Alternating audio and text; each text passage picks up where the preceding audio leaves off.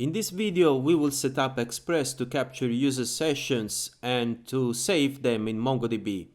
And after that, we will write and test the cart API. To manage and save sessions to the database, we will use two npm packages: Connect Mongo and Express Session. In Google, look for npm Connect Mongo. Connect Mongo allows you to save session data captured in Express into MongoDB. In fact, if you scroll down, you will see that it requires Express Session together with Connect Mongo. Let's copy these required statements and paste them in API server.js. You probably noticed that we are passing sessions as variable to Connect Mongo. So make sure you respect this order when you require these two packages. Before I forget, let's go to terminal and install these two packages. I also advise you to read the documentation for both of the packages whenever you have time. It will help you to better understand how to manage sessions in various scenarios.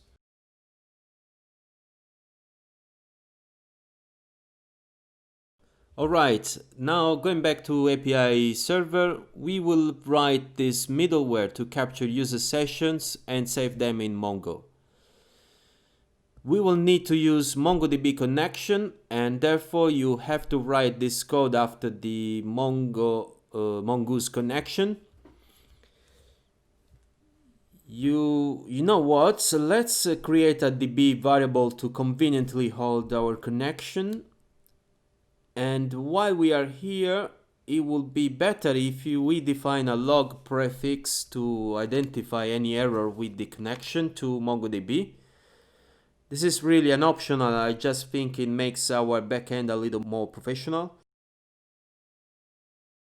Okay, let's continue writing the session middleware.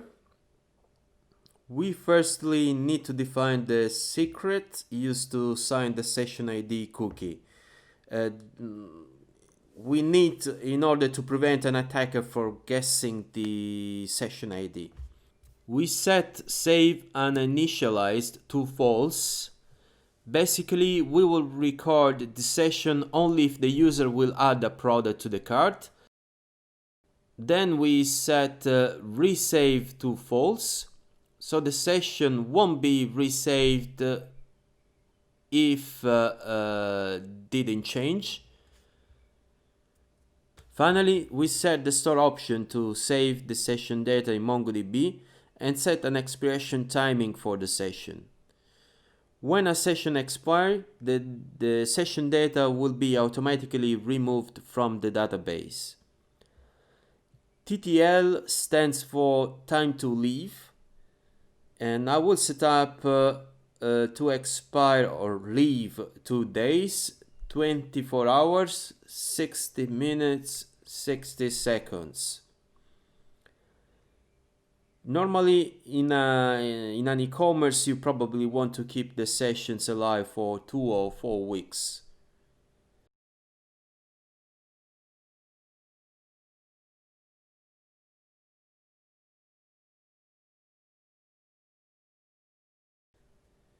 Okay, now we are done with setting up these sessions, and we can write the API which post and get cart data using the sessions.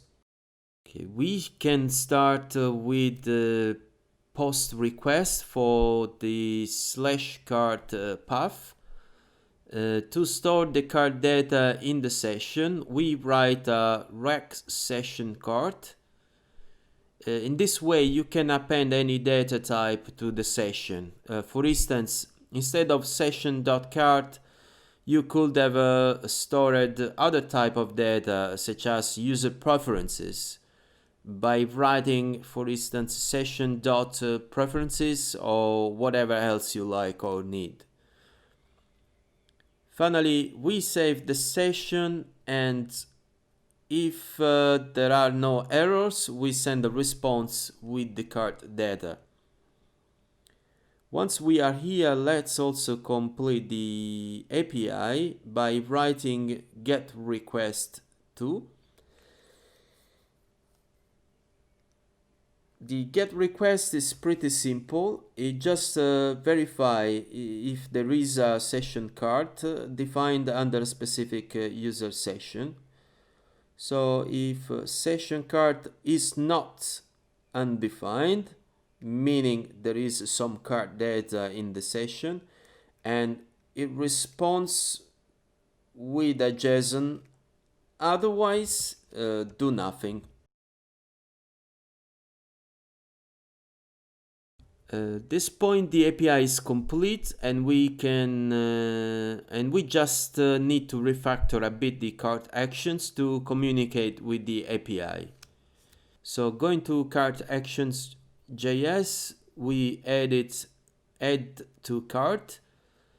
Better we rename the argument as cart to avoid misunderstanding. Remember to import Axios. And at this point, you should know what to do. Through Axios, we post the card data and dispatch the response from API to the reducer.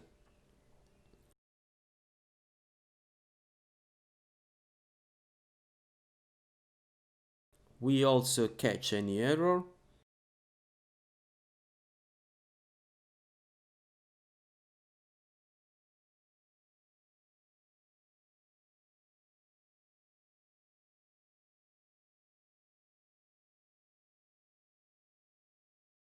Okay, now we can test to see if sessions are captured in MongoDB. Let's first check in terminal that the server is up and running. Then we refresh the browser and add one product. This should be enough to open a new session. So let's check in RoboMongo our database. If I refresh the database, you can see that now a new collection called section was automatically created. If we double click on session to open the collection, you can see that we have a new record. If we look at the contents of the record, we have the ID of the session, when the session will expire according with the timing I set in Express, and we also have the session data. And if you scroll a bit, you should be able to find the card data. Now if we update quantities in the cart, this won't be recorded in the session. So let's continue with the update function. The code is the same as add to cart, so we can copy and paste.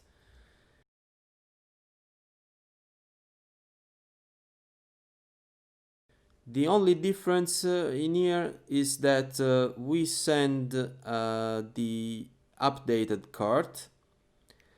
Obviously, we need to rename the action type.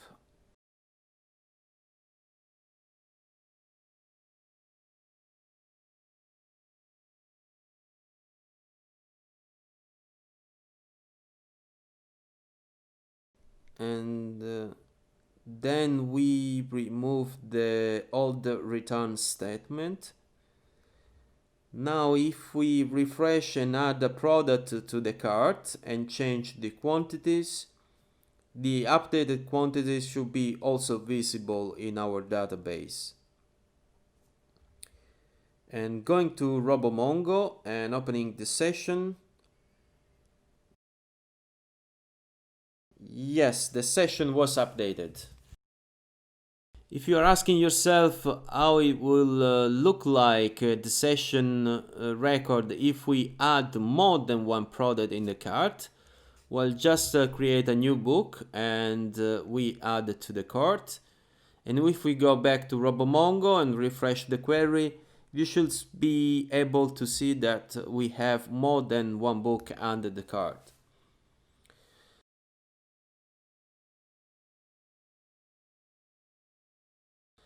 Okay, we are almost done. We just need to write the get card action and reducer.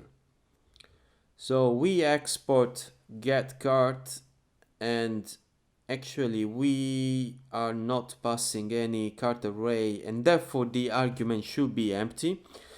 Then we simply write get request to the API using Axios. Again, by now you should have learned how to write it, so I have nothing to add in here.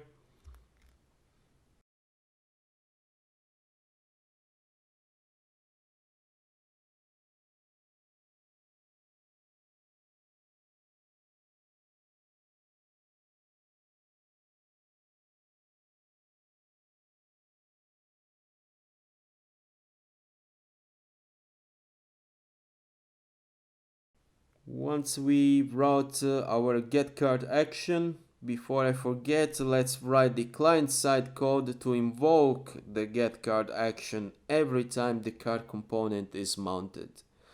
So we go to card.js component, we import get card together with the other actions. Down the page we add get card in map dispatch to props function.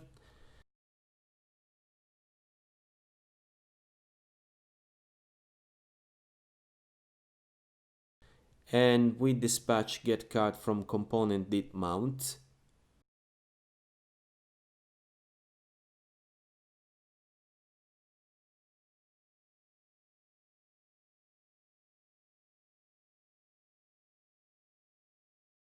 Finally, we have to add the reducer, which simply updates the state with the card array coming from the API.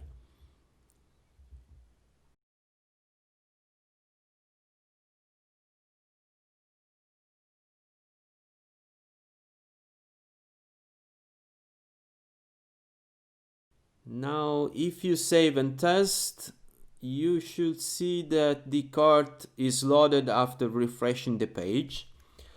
You can even try to open a new session by adding products to the cart from a different browser. If you try that and then you go to RoboMongo, you should see two different sessions and cart in the database.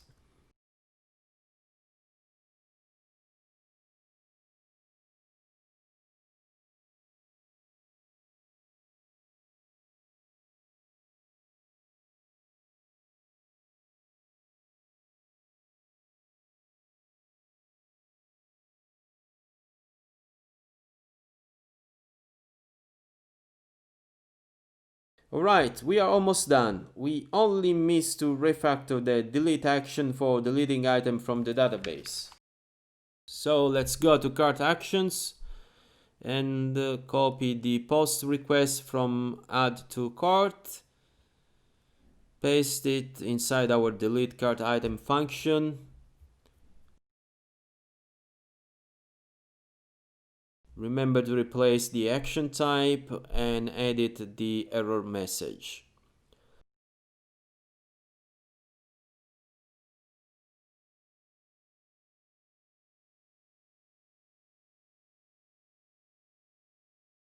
Now, if I refresh the browser and I add one or more product to the cart and then delete one of them and refresh again, I can see that the delete action is working correctly.